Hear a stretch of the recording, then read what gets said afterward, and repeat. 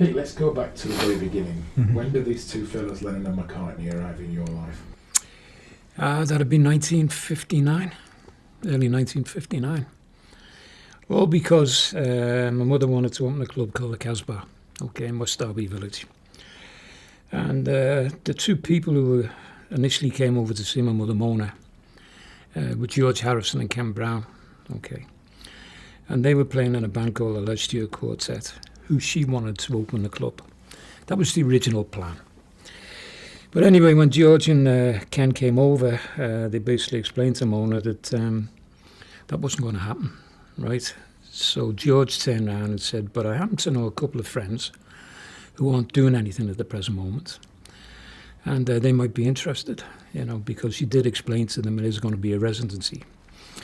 And to them, residencies were like gold in those days. So she said, bring him down. Simple as that. Lo and behold, the next day, I'm there with Mo. George walks round the corner, Ken walks round the corner, Lennon and McCartney appear, George introduces them, Mo, John, Paul, Mo. The deal was struck, they were going to open the club on August the 29th. This is 1959 we're talking about. And they turned around and said, can we go and have a look at it, see what we're going to be playing? I said, by all means. She gave them the royal tour. There was still a lot of work to be done and everything. But they were very impressed with it. She said, this is where you're going to be playing, which is in the middle chamber, as we allude to these days. And they turned around and said, well, we can see there's some work which needs doing. And we'd be only too pleased to help. So that's how my involvement with John and Paul came about. The next thing I knew, they were decorating the club. They had a couple of practices down there. And then as the opening night approached, other members came, the entourage, Cynthia, Stu, Dot, the usual. And before we knew it, opening night was there. And Mo turned around and said, oh, by the way, what do you call yourselves? So John turned around and said, well, we used to be called the Quarrymen. She said, that's fine. That'll do me. Quarrymen opened. But the lineup was John, George and Paul and Ken Brown. No drummer, just 4 guitars. Wow. Mm-hmm. Isn't it also true that whilst decorating the Casbah, Lennon got mixed up between Matt and Gloss? Yes. It cost more for you, Bob, but we managed to sort it out. Basically, what had happened, Mo turned around and said to John, I want some decorations on the wall, Aztec figures on the ceiling, So he says, listens to Mo, right, fine, this, that, and the other. When Mo came down again, all of a sudden it was the pot-bellied squirrelies and, the usual thing that John used to get up to. And Mo's looking at the colour, and it's not the colour that she turned around and said. And then she looks at the texture, and she turned around and said, what the hell have you done? So he turned around and said, well, you wanted me to paint the ceiling? She said, but that's not how I want you to paint the ceiling. So she basically turned around and said, you're going to have to do a repaint. So it was decided there and then, this is the paint you're going to use, and this is what I want. So beneath the Casbah layers, there's a couple of John's pot-bellied figures up there, amongst the other stuff which hasn't changed, but it was quite horrendous because we were on a pretty tight time scale, so for a ceiling to be sort of having to be redone again, with the short scale, Mo was in panic mode. What have you done? What have you done? But she took it in good faith. She only slapped him twice. And, off they went, but fortunately, all came good in the end. What about yourself and the band coming about? Is there a pre-Beatles band for Pete Best, or was that your... No, yeah, there was. I had a band called the Blackjacks, which evolved because, as history portrays now, the first stint of the Beatles as the Quarrymen, lasted about 8 weeks, something like that. And then there was a disagreement over money, that magic word money. And that all came about because Ken Brown, this particular night, wasn't up to playing. So Mo turned around and said in the generosity, even though Ken's not playing, he was helping out in the club. I think he was sitting behind the till, taking membership money and that type of stuff. And she turned around and explained to the other three, I'll give Ken's share to... I'll give Ken's share to Ken and not amongst the three of you. So they didn't like that. It was like, no, we want Ken's share. Okay, I think it was only something like 5 shillings, A lot of money in those days, mind you, when you think back about it. And she was adamant. She turned around and said, no, Ken is getting paid. Of course, the ultimatum was, we ain't playing here anymore. Right, so that left Mo in a bit of a quandary. Because by this time, she hadn't started to bring in Rory Storm and she hadn't started to bring in Derry. So it was still one band. And Ken turned around and said, I'd always promised Mo, regardless of what happened, Ken Brown, that I will have a band for her, right? So he'd seen me banging pots and pans and the table and everything like that. And he turned around and said, fancy starting a band, Pete? So I said, yeah, fine. He said, you can be the drummer. So I said, okay, fair enough. So I happened to know a couple of school friends, Chaz and Billy, Chaz Newby, who had a very short spell with the Beatles when we first came back from Germany, and Bill Barlow, who was my lead guitarist. I'd seen him at school through the skiffle days and all that. And I put the deal to them. I basically turned around and said, want to form a band? Ken and myself. And he said, yeah, sounds good. Bit of a laugh, nothing serious. So I went back to Ken and turned around and said, yeah, they agree. I said, there's only one problem, no, Ken. I said, I haven't got any drums. Right? So he looked at me and he turned around and said, well, do you think you can sort that out? So I said, got an idea, right? Off I went to Mo and Dad and, turned around and said, we're going to start a band, but there's only one problem, I need drums, okay? So she turned around and said, well, first of all, what we'll do, we'll get you a snare drum and a cymbal, okay? So some of the early photographs you see of me, I've got a cymbal and a snare drum, doing my Gene Krupa pose on that, right? And that's how it started. We started practicing, Then I escalated to a full drum kit, which I got from Rushworth's. My famous sky blue Premier kit, okay, with the 22, 24-inch bass drum, And that was it. I had the drums, we called ourselves the Blackjacks. We played the Casbah, we became like a bit of a resident band there for a while. Till Mo brought the other bands in who were a damn sight lot better than us, And we got a pretty good following in and around Liverpool, we did weddings and dance halls and the usual stuff that was going on. So that was my pre-era, and then I was still happily banging the skins with my little band, and I got that phone call from Paul McCartney, which more or less changed my life. When Paul rang you, and I'm not saying this to put the guy down, because obviously A, he's no longer with us, and B, it's turned out he would have been the world's probably one of the greatest artists anyway, had he survived. Did it bother you were joining a band that had a bass player who couldn't actually really play bass guitar? No, because what I'd heard about them, to me this is all hearsay. I'm one of the guys who defends Stu emphatically over, playing bass.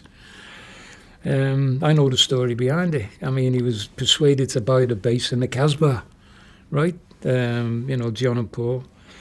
And he was sitting there, he'd won John Moore's exhibition, he'd got his 50 quid, and they coerced him and turned around and said, you want to play bass for the Beatles?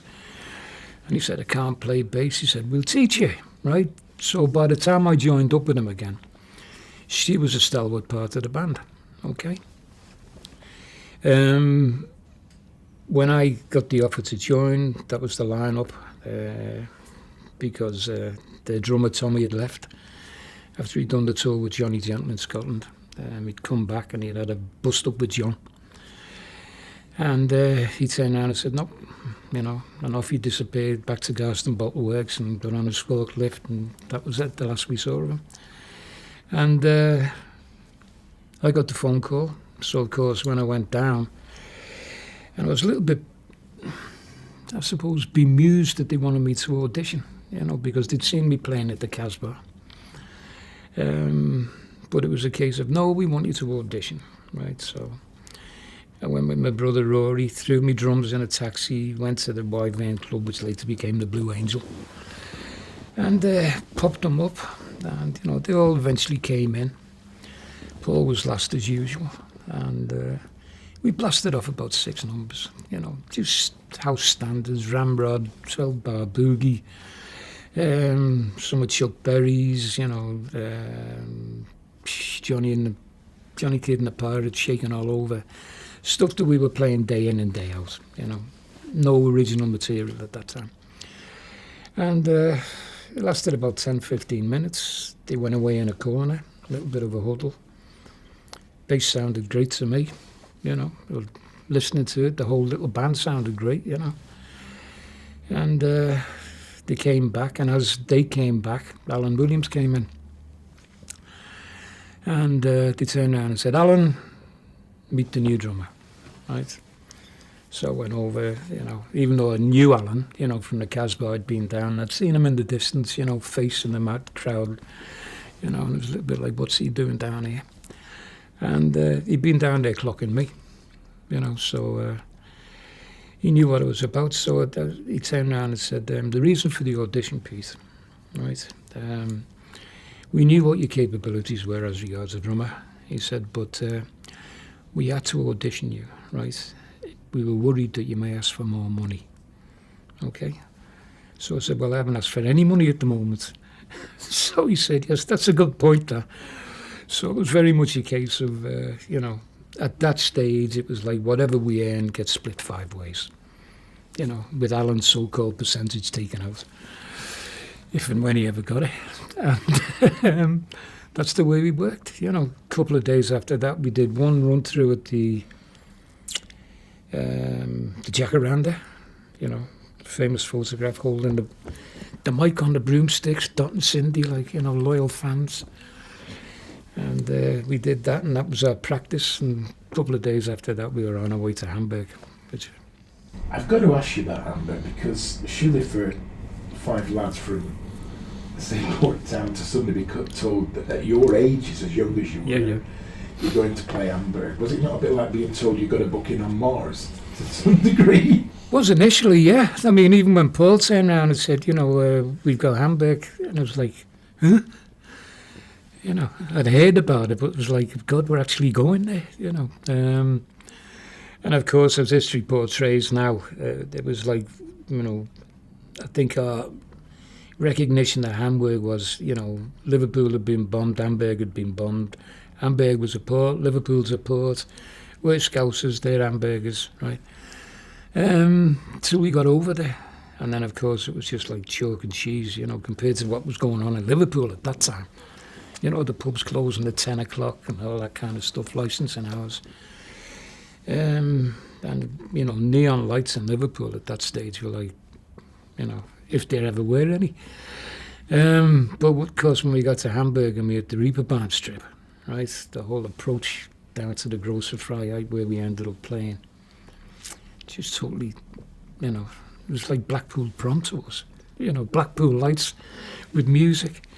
And all the other sundries which were there as well, you know, the call girls and, you know, the bars that were open 24 hours. But it was a culture shock to us, you know, but it was a great culture shock because it was such an exciting trip, you know, the whole thing smuggled in, wrong papers, the whole episode. And then getting to Hamburg, you know, seeing the Reeperbahn, the Große Freiheit for the first time. Dashing into the Kaiserkeller, seeing Derry and the seniors there, you know, brilliant band, you know, Derry, brilliant singer, Howie on sax, absolutely, you know.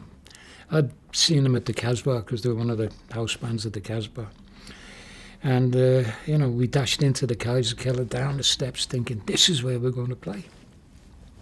So we met Bruno Koschmider And he basically turned around and said, yes, yes, yes, yes, yes, yes, you are the Beatles from Liverpool. Yes, yes, yes, yes, yes. No, you're not playing here, right? But follow me. So off we went, you know, the five of us, Alan, Beryl, all the Sunday, whoever had been in the van with us, we all trooped off. And as the Grosse Freiheit, for people who don't know, the top end of it's very neon lit, okay, and, you know, a lot of action going on. And we're walking down, and of course, as we're walking down, it's getting darker and dimmer and quieter. So we came to this, I suppose you could call it a club, okay. And we went in, and it was nothing compared to the Kaiserkeller. No atmosphere. Place was different totally in decoration. You know, it was like you walked in, it was like, two people in there. A couple of guys up ordering, you know, who was going to buy the next beer. You know, and Kashmir turns around to us and quite proudly goes, this is where you're going to play, right? And I want you to make it into another Kaiserkeller. That was the challenge we had. So being five Scousers from Liverpool, we said, took that one on the chin. We said, fine, you know, when do we start? He said, tomorrow, right? So he said, what time do we start at? He said 7, because we didn't know how long we were going to be playing. We just knew we were getting 15 quid a week. So Alan kept that quiet from us. He knew, right? So we turned around and said, 7 o'clock start, yeah. I said, what time do we finish? And he said, 2 o'clock on weekdays, 3 o'clock at the weekend. So it's like non-stop. No, you can have 15 minutes off every hour, right? So it's like, we looked at Alan. Alan put his head down, sort of turned around and, you know, shook it. And it was like, well, I was going to get round to telling you guys, getting round to telling you. So that was another shock that we had. And then we turned around and said, okay, rock and roll. This is what we're here about. And off we went. We turned around and said, where are we staying? Follow me. So we went over the road to the back of the Bambi Kino, which is a second-rate cinema that Kashmir owned. Used to put strippers on there and B movies and all the other bits and pieces. You know, we used to slink in through the back door, watch the strippers, you know, until we got fed up with them. And then we found out there were better strippers up the street, you know, so we used to go up there. And he turned around and said, this is where you're going to stay, you know. So we went through this back door, corridor going up, which is basically the back of the cinema, right? You can see a light at the end of the corridor, right? Basically next to the urinals, you know, the men's bogs. So we're heading for that, right? So we get there, we get in there, there's one electric lamp bulb hanging down, right? 3 beds, right? So we were the last 2 in, Paul and myself, so we were the unlucky ones. So John's grabbed his camp bed, George's grabbed his couch, Stu's grabbed whatever other bed was going there. So we turned around and said to Kashmir, where are we sleeping? So he said, oh, you passed it. You know, so we said, we didn't see anything on the way up. So he said, oh, yes, come with me, you know. So we went back down again. It was like a coal bunker with a wall split in the middle, with a hole knocked out in the middle of the wall, right, which was our communication to one another. And what we alleged to this day was supposed to be beds, right? And he turned around and said, this is where, you know, Paul and yourself are going to sleep. So we turned around and said, what about lights, electricity? He said, there is none, you know. So we said, fine, okay. Shot up the corridor again to Alan. Alan, you know, what are you... Oh, it's only temporary, lads, it's only temporary. Well, that temporary lasted about 4 months, right, until we moved to the top 10. And that was a different story altogether. So that initial baptism of fire, the excitement, and then the dismay, and then the adrenaline rush, and then, you know, actually being told you've got to make it into another Kaiserkeller, you know, and we asked him how many people come here, and he said none, you know. But like everything else, We were rock and rollers. We got stuck in. The noise evolved from the club. Word got out on the Grocer Freiheit. The Grocer Freiheit strip. There was another band from Liverpool down called the Beatles. Not the Silver Beatles, which we'd been billed as, which is another story, because when we got there, we were already calling ourselves the Beatles, right? But we were billed as the Silver Beatles, right? So John, to his great distaste, right, turned around and said, got a black marker or something out of his pocket. And this billboard that had us up, just a sign, no glass over it or anything like that. The Silver Beatles from Liverpool, or words to that effect. And he just scratched Silver out completely.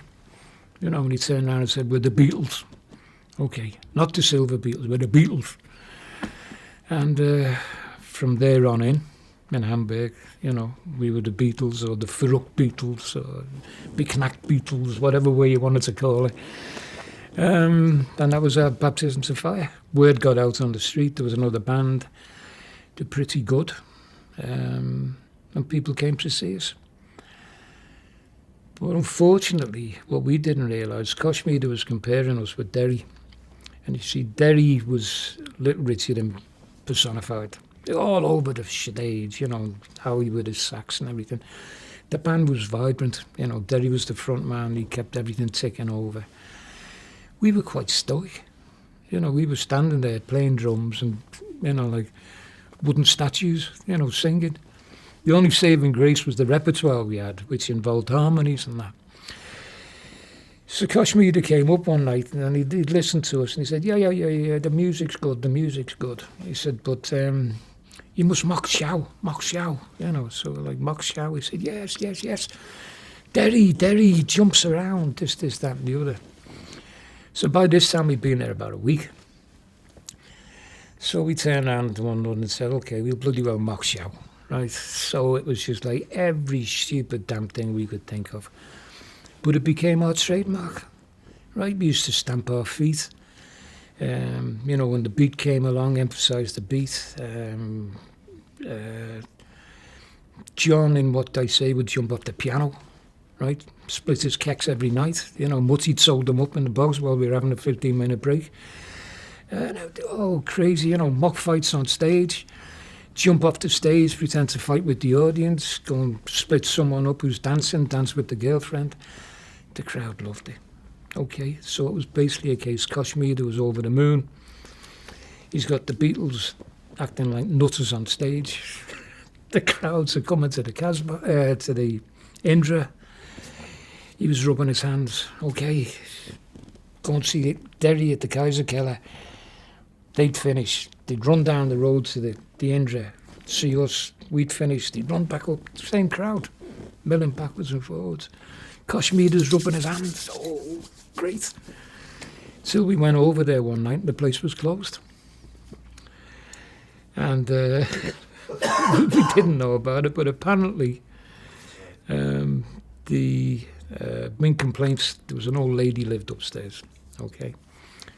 And as we'd got louder and more dramatic and the crowds had swelled and, the noise got louder and louder and louder, she'd complained to the police. We didn't know it at the time. But allegedly, the police had had words with Kashmir there, and Kashmir had turned around and said, oh, yeah, fine, I'll take care of it. He never did, right? So the police in their wisdom turned around and said, we're closing it. So that's how we ended up playing the Kaiserkeller with Derry. The Indra closed. Kashmir needed to put us somewhere, so he said, you're playing the Kaiserkeller. Okay, you will alternate with Derry and the Seniors.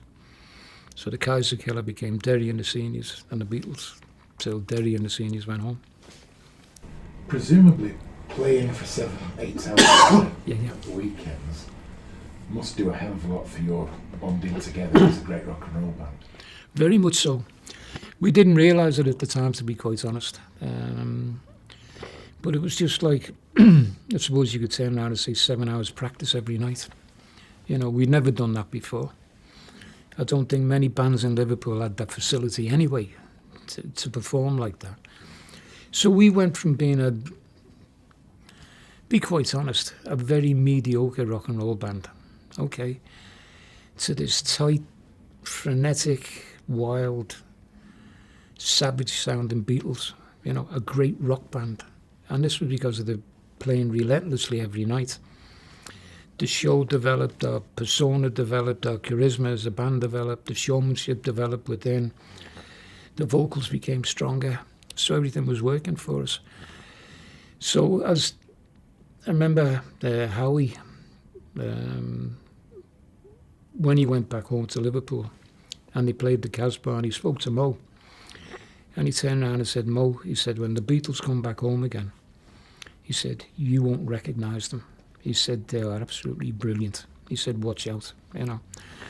And that was praise from the man himself, you know. I mean, it was most probably allegedly number one in Liverpool at that time. And he said, I've seen them grow, right? And of course, true to his word, when we came back to Liverpool, that first night we played, which was at the Casbah, believe it or not, it was unbelievable. You know, the kids didn't know what had hit them. It was like the whole persona was there.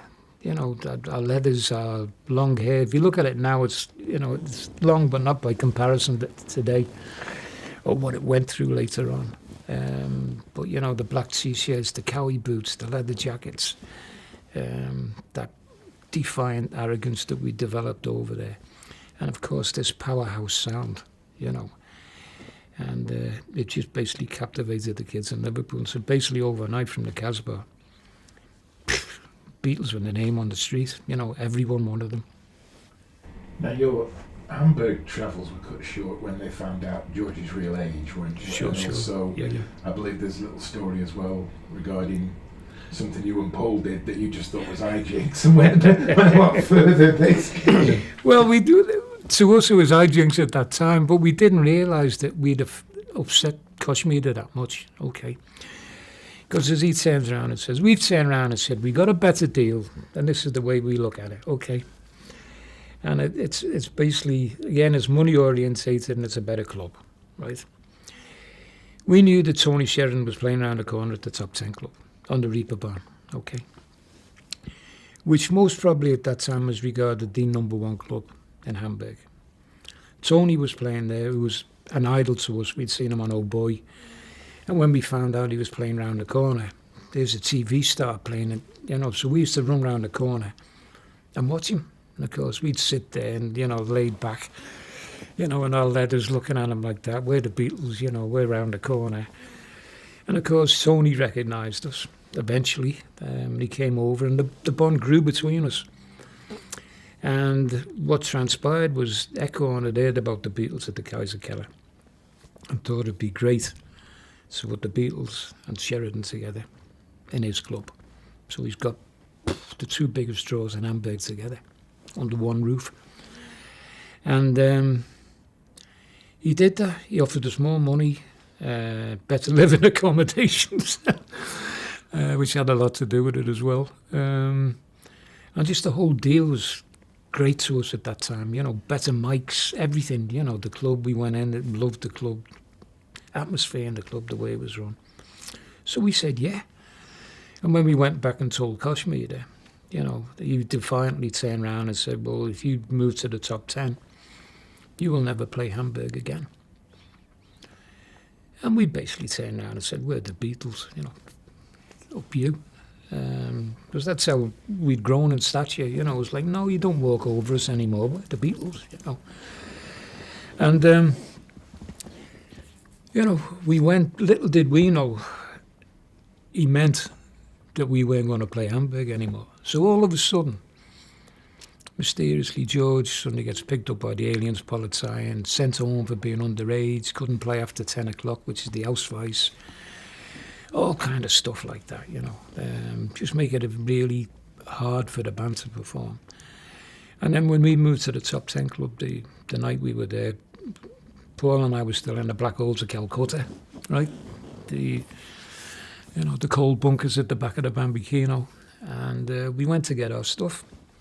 As I've said before, no lights, right?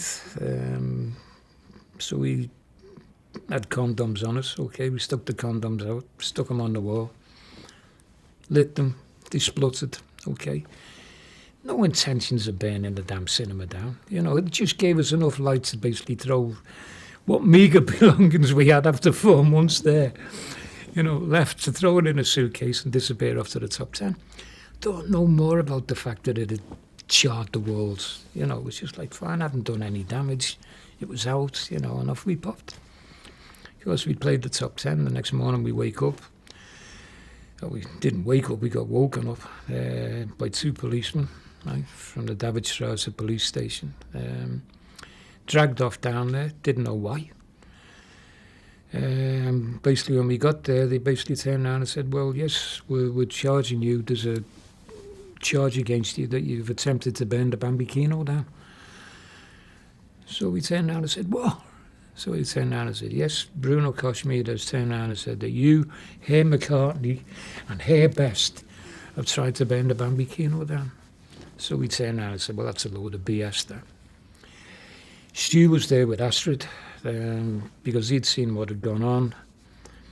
Astrid, even though we could, you know, speak German, okay, trying to prove yourself to the German police, Astrid came down and she, you know, I think Jürgen was with them as well. And she basically sort of coerced with the police, but they were adamant.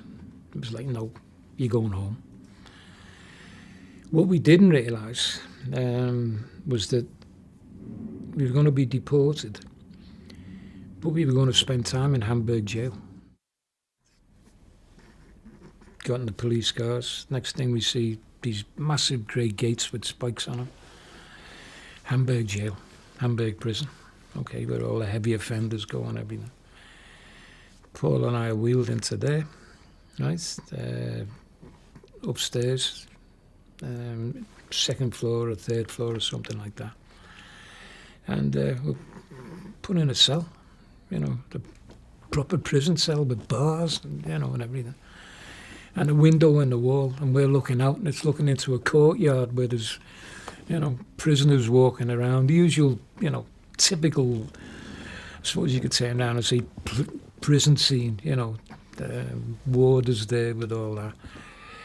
And we basically looked at one of them and turned around and said, this is the end of Paul and Pete. No one's going to see us. We can't get word out. You know, we're banged up in Hamburg jail. Oh, my God. Right, panic set in, right? Anyway, we sort of came to terms with the idea.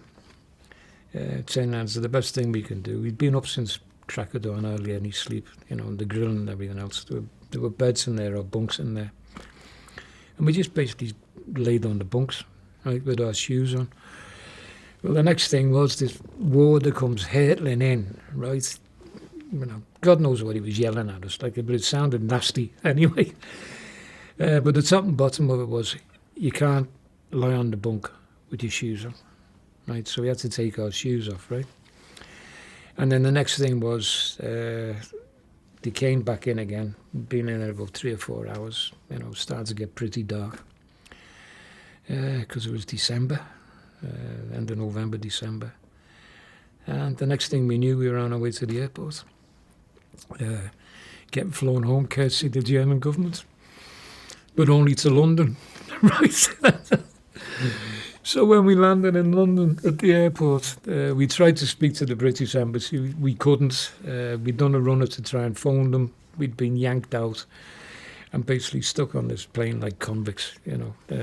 Because you can imagine sitting on this plane, you know, police stuff us in there. We're still basically in leather jackets or jeans or whatever we'd woke up in. Unshaven, looked like criminals, to be quite honest. And as everyone on the plane sort of looking at us going, look at them, you know, the state of those guys. Anyway, we got off to London, Heathrow, and we suddenly realised that we had to get home. We had to get from Heathrow back to Liverpool. So I made a couple of phone calls to Mona. She turned around and said, sort it out with them, because in those days you could give your name in and they'd balance it up afterwards. And Paul did the same with his dad, so that we managed to get the train. So lo and behold, completely out the blue, unexpectedly, apart from the fact that we were supposed to be in Germany, overnight, I'm knocking at the door in the early hours of the morning, and Paul's doing the same, Mr. McCartney, and, that was our welcome back to Liverpool, so the first thing Mo asked me, she said, and I said, what happened? I said, it's a long story, Mo. I'll get round to it eventually, which we did, Just moving forward a bit, when you guys went back to Germany, you got a record deal as a backing band for Tony Shredder to do this single. At the time, because obviously this is just part of your natural progression like the other band, how special did that seem? Oh, God. Marvellous. You couldn't sum up how we felt, to be quite honest, To actually turn around and get told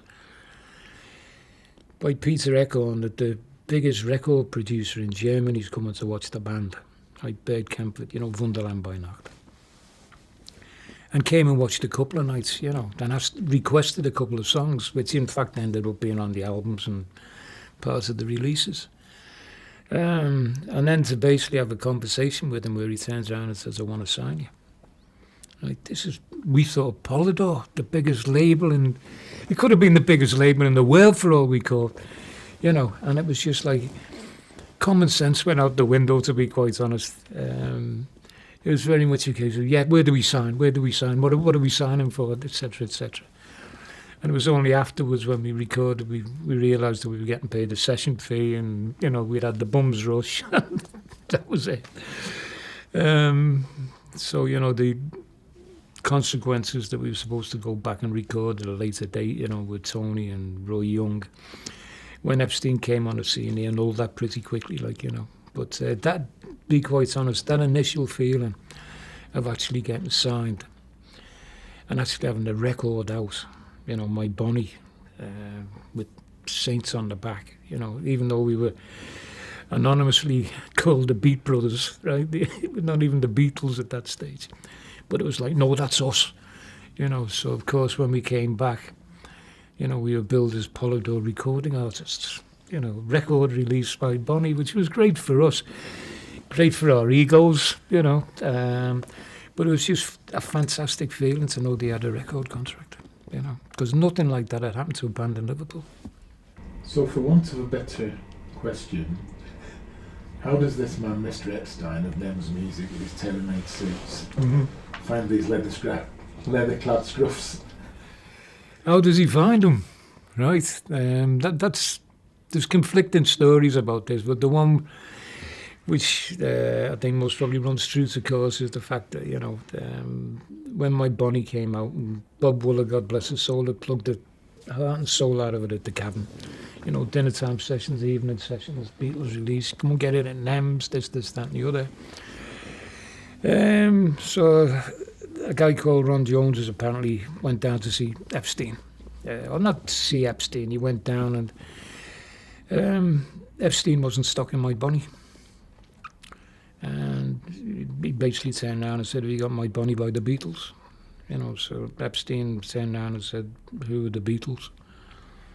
So he said, God almighty, you don't know who the Beatles are. They're playing 200 yards up the road at Matthew Street, biggest crowd pullers in Liverpool. You don't know who they are. So he said, go and see them, if you don't believe me. So Epstein, give him his due, right? His motto was that basically, there isn't a record I can't get. Tell me what it is. And he did. He tracked it down. It wasn't My Bonnie by the Beatles. It happened to be My Bonnie by Tony Sheridan, the Beat Brothers. Okay. But it was us. Okay. That roused curiosity with him, right? The fact that this guy had basically come in and turned around and said the Beatles, Liverpool band with the recording contract, crowd pullers, Cavern. He went down, watched us, stood in the shadows, watched us, and became basically enchanted with the band. Okay, loved what he saw, and passed word to Bob Wooler that he'd like to see us. And of course, that was when he put the deal to us, we asked Bob, Bob for some of his advice. we went back and asked our parents, what do you think, this, that and the other. And it was like, well, yeah, fine. Go and see him. You can't lose anything by that. Because by this time, Alan, God bless him, had sort of faded away from being our manager. I'd taken over the role of business bookings, if you could put it that way, arranging fees and all the other bits. So it seemed a progressional thing to do, So the next day, we went in to see Epstein. There he was, pinstripe suit, immaculate, In we walked, the Beatles, so of course we had to walk through NEMS. And all the shop girls, the sales assistants are all like, oh, it's the Beatles. So we swaggered through with our leathers and all the other bits and pieces. And we went up to the offices. And he put the deal to us, and he was very gentlemanly-like. Talked around the subject. He said, I've seen you, I've thought about it. I've always wanted to do something in show business. Failed actor, right? And he basically turned around and said, I'd like to manage you, but it's a two-way thing. He said, if you don't get on with me, no holds barred. Vice versa. I don't get on with you, no holds barred. He said, but if you're willing to take that chance, I'm willing to give it a go. We said he sounded fair, We went away, we had a pint of the grapes. We said, we go back and chuck it over with our parents. They said, well, fine, if it's what you want to do. Consensus of opinion was, yeah, we'll go with that. Of course, by this time, it's four of us, Stu's, falling in love with Astrid, and, that whole love story had evolved.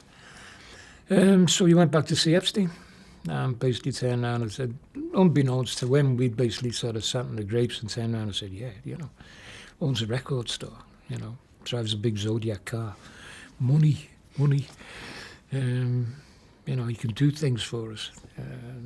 So it was that was the motivation behind it, no strings attached. We went back and turned around and said, we're on Epi. And that's when we put pen to paper, allegedly supposed to sign the first contract, which never got signed by Epstein. But then the second one was, okay, which is part of history now. And that's how he basically evolved as our manager. But it all basically transpired, this chance meeting with Ron Jones, or Ray Jones, and him coming down to the Casbah and being mesmerised by the Beatles, And it was, when you think about it, at that initial stage, a union of two completely different opposites. We're leather-clad rockers, right? Totally inhibited, spitting, smoking, everything else on stage. He's very refined, dignified, even in his manner talking to us. But it worked. That was the incredible thing. But you see, one of the first things we set him, and we'd all agreed on this, was that it was great having a recording contract in Germany with Polydor. But the logistics of it going back over to Germany to record, that could only happen if we went and played Germany again. Little did we know at that time we were going back to Walker Star Club. And it very much became, we want a record company in England. So that's your task. And he took it on, full blown, right? The first thing we knew, Mike Williams from Decca, the biggest record company in England at that time, is down in the cabin with Epi, right? Loves the band, auditions arranged for Jan 162 in Decca, And I was like, God, this guy works miracles, And of course, the alleged, infamous Decca auditions, where we thought we got it, but we found out afterwards we didn't. But that was the start of it all. That was the endeavour. There was dismay for us because we hadn't got Decca. But that's another story. We know the story behind it now. We know why, Mike Smith never signed us. He had, Brian Tremolo and Brian Poole and the Tremolos and the Wings, which he openly admitted to us many, many years afterwards, which was great. Okay. Why didn't you say that at the time? But it sort of, because of that and the disappointments, I think it gave Epi a bit more incentive, a bit more determination, you know. Because we honestly thought, we went out and celebrated in St. John's Wood, some posh restaurant. Epi bought the dinner. It was like wine, drinking wine, champagne, this, that, and the other. Oh, Decca, pen to paper, right? You know, boom, you know, the knockback came. And he, you know, took the Decca audition tapes, kind of made them into reel-to-reel. And he basically flogged, you know, all the records companies in London. And he was getting that desperate because he was getting turned down, right? And he was getting that desperate, he was thinking of signing us to Embassy, which was the record label that Woolies used to run, you know. But any port in a storm, so to speak. But then the lifeline came from Parlophone. You know, as history portrays now, you know, we went down, we auditioned, George Martin was there. C'est la vie. Although Beatlemania worldwide was a way away, would it be fair to say at this time, around the time of auditioning, and certainly before auditioning for George Martin, in this city you were the number one band, weren't you? Oh yeah, without doubt. We had contenders, people who chased us. We had our own choice as regards our own personal bands who we liked, you know, King Size Tale and the Domino. That to us was, I suppose, a musician's band. You know, that if we wanted to go and see a band, that was King Size, you know. But others were chasing us, you know, Storm, Rory Storm, God bless him, Jerry and the Pacemakers, Remo 4. All big followers, okay, but when it came to actually filling dance halls and, you know, filling the cabin, queues outside the cabin, you know, you put the Beatles on no matter where they were. You know, you had this myriads of fans which just flocked there, okay? It was just like a magnet, you know. The Beatles were a magnet for birds, you know, girls and fellas, I'd like. But, you know, if a promoter put the Beatles on, Mo included, you know, she had her own, you know, she had her own hold sessions, put the Beatles on, you know, so that she could contend with other promoters in Liverpool. Just a magnet, you know. Beatles were on the bill, you were guaranteed instant success, you know. And they kept that intact basically up till when they left Liverpool, you know, which was after my demise anyway. So you've been down to audition for George Martin, Parlophone. When are you actually told the news that you're no longer going to be a Beatle? I was told we auditioned. Well, there's a controversy over this, to be quite honest. Okay. There's one camp which turns around and says that a record contract was signed when we went down. It was classed as an audition, but a record contract had been signed. And there's another camp which turns around and said no, it was an audition and then the record contract was signed afterwards. Okay. Which side you lie on is up to personal choice, okay? And which evidence you seek out, and which you believe and which you don't believe. Apparently what happened was, at that particular appearance at the MI Studios, okay, when we came down to show George Martin our own material. Because what had happened in the meantime, when we knew that, and this again adds to the theory that we already signed a contract, right? George Martin was sending material down to us, okay, which he wanted us to record. Now, why would he do that with an audition band? Okay, I leave that question intact, okay? And of course, we didn't like it, and we were doing our own original material by this time. So it was like, no, we'd come down and, you know, the tracks that we wanted to play were Love Me Do, P.S. I Love You, Ask Me Why, and, you know, our great version of Besame Mucho. And we left that particular appearance, or recording, okay, and we were under the assumption that we were going to go back to put the finishing touches to it. Hence another little key as to the fact the contract had been signed, even though it was denied many years afterwards. But at that stage, there'd be no mention at all about the fact that E.G. George Martin or someone in the company that had been at that appearance, when we were playing, dropping those tracks down. There hadn't been any mention at all, not to me anyway. There'd been, mixed feelings about me drumming. And what I did realise was that because I had such a big drum sound, it most probably, that first time, a lot of bass drum, a lot of tom-tom work, etc., etc., etc., it may have given them problems, to get that sound on stage, on record.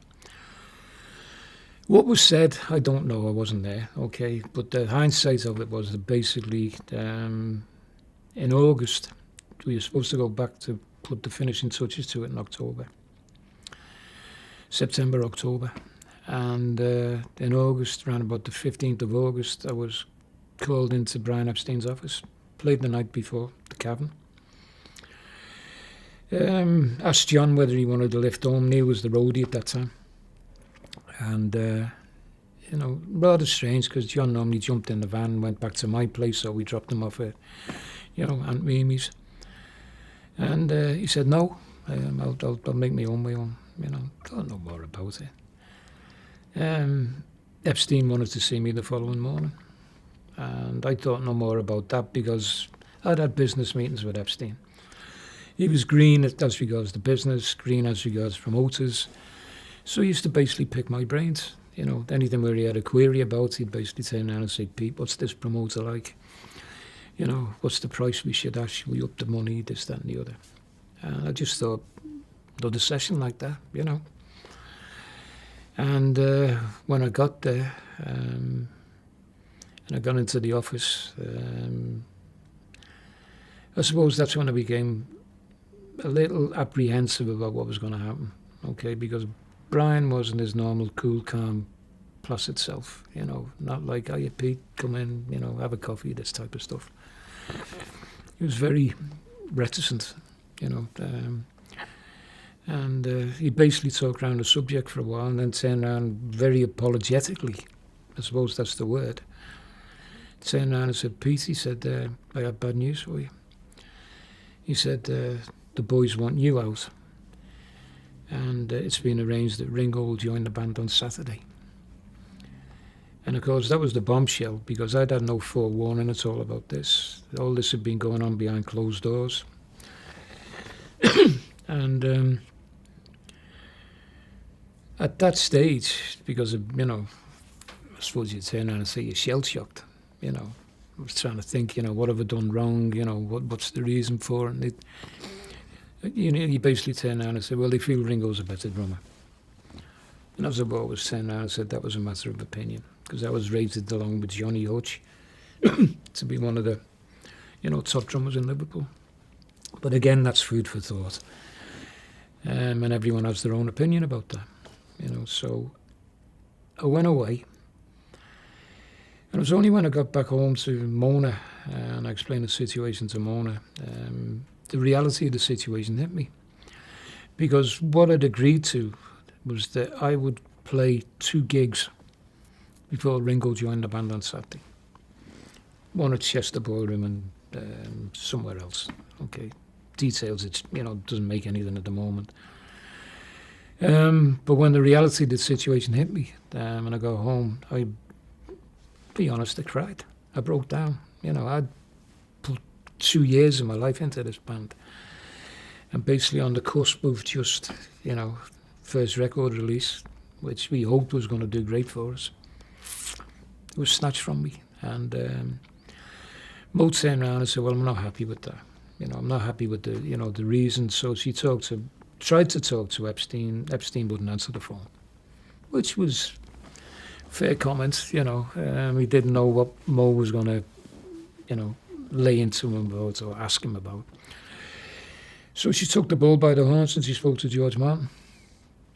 And George Martin is alleged to have said that I didn't say anything about people being replaced in the band. And I think that became evident because when I didn't go back and Ringo was there, Martin turned around and said, "Where's Pete?" And that's when he was told, "Pete's left and Ringo's replaced him." Which meant that when Mo talked to him, he turned around and said, there'd been no mention about that.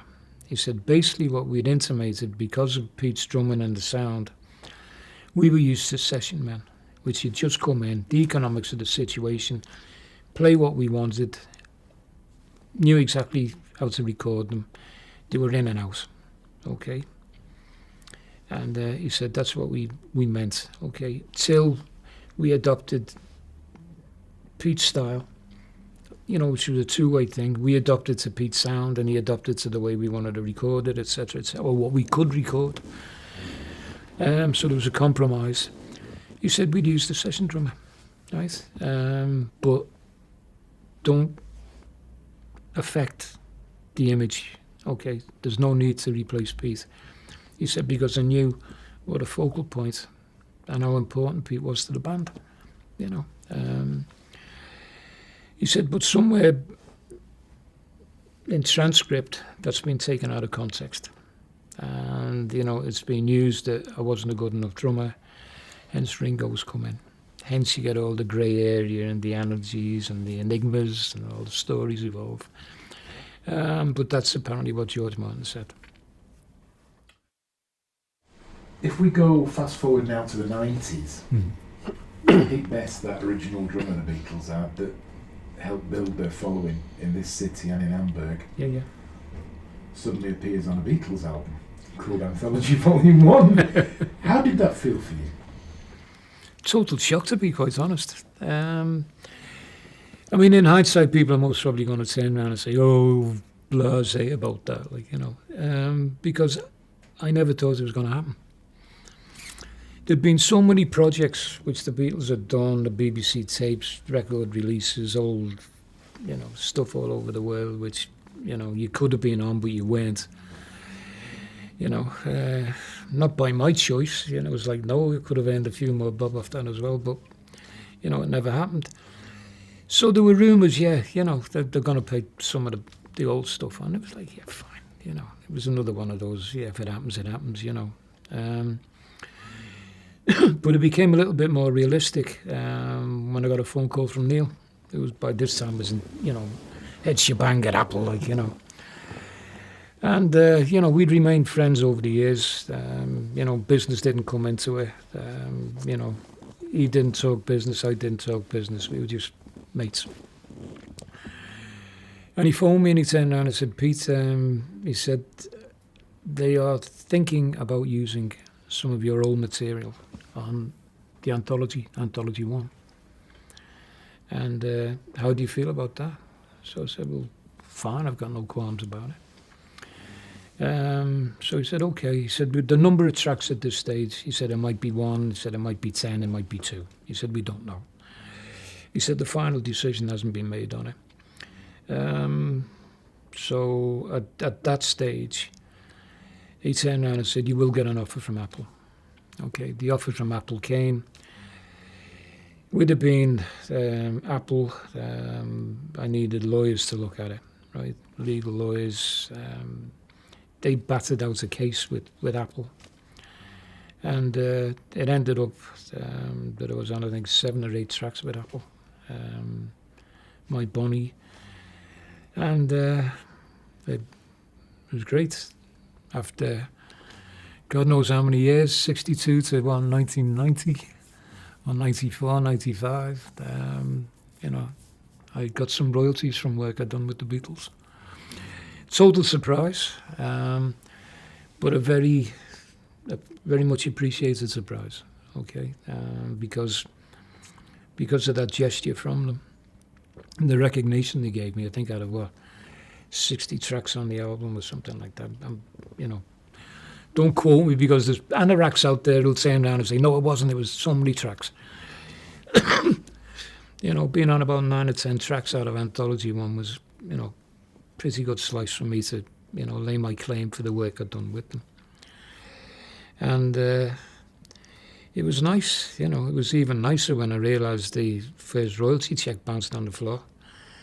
And, you know, the sum of money that I was getting, because it basically, even though I was comfortable, you know, I'd worked hard, you know,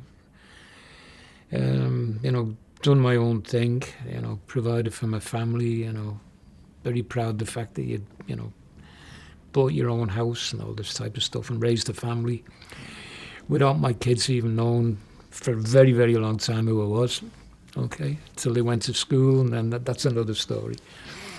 You know, then it was because of school kids asking him, is your dad Peter used to blah, blah, and it was like, they came back and asked me, and then it was time to tell them. But, you know, I've never been one to sit down and say, you know, do you know who I am? So, yeah, we were comfortable, but, you know, with the royalties which accrued from the Anthology 1, it put me in a safe zone. Okay, so, you know, I say thank you very much for that opportunity. Pete, my final question. We're now sat here, it's going to be 2017 next year, 50 years since Sgt. Pepper. Yeah. There are 5 generations and more of kids and adults who have praised and loved and worshipped this band that you were very much a part of. How does it feel to know that something that started at your mother's coffee bar in 1959 is still worth sitting in a hotel room in 2016 in Liverpool and talking about? Well, to be quite honest with you, you've asked me 50 years ago, I'd say, and I said no. I suppose that's the incredible myth of the Beatles, the legend of the Beatles. I mean, there's generations, each generation. What transpired rocked the whole record business, the show business, right? To be part of that, no matter what perspective you put on it or what contribution you made or whatever history portrays contribution you made, okay, it's very flattering to realise that you were part of that band. Even though you don't wear it on your hat and, you know, carry a slogan turning around and saying, you know, who I am. But I think they conquered so many boundaries, and I think people, generations have always turned around and said, it will get past its sell-by date. Yeah, and another generation comes along and rediscovers the music. Another generation comes along and rediscovers. As you just turned around and said, 5 generations. My God, it's a hell of a legacy they've left, isn't it? And I've no doubt, even when we're no longer on the planet, you know, it wouldn't surprise me if another 5 generations, you know, from next year, you know, so now you're talking late 21st century, you know, could still have the same respect and euphoria for an album. You know, it's an album which has gone down in history as most probably their greatest album. People have reservations about it. They all have their personal choices.